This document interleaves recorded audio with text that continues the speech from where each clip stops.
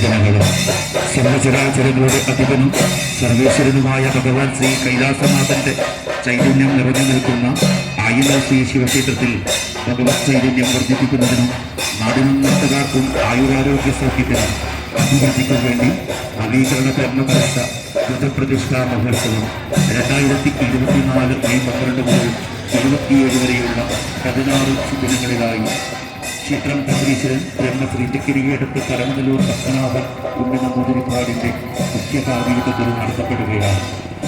മഹോത്സവത്തിന് തുടക്കം കുറിച്ചുകൊണ്ട് ശ്രീ അയ്യപ്പ ക്ഷേത്ര സന്നിധിയിൽ നിന്നും പലതാര സുഹൃത സമൃദ്ധമായ കലവറതിരക്കൽ ഘോഷയാത്ര വാദ്യമേളങ്ങളുടെയും താലപ്പുലിയുടെയും മൂച്ചിപ്പുടികളുടെ അകമ്പടിയോടുകൂടി പുറപ്പെട്ട് ശ്രീ മഹാദേവന്റെ തിരുസന്നിധിയിൽ എത്തിച്ചേരും. വൈകുന്നേരം 6 മണിക്ക് തീരാടാണ്.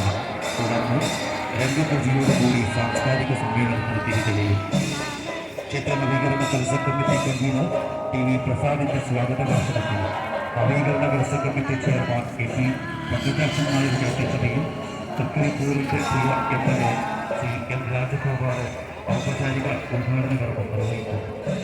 ചടങ്ങിൽ ശ്രീ ഹാഷിം അലി മുഖ്യപ്രഭാഷണം നടന്നു.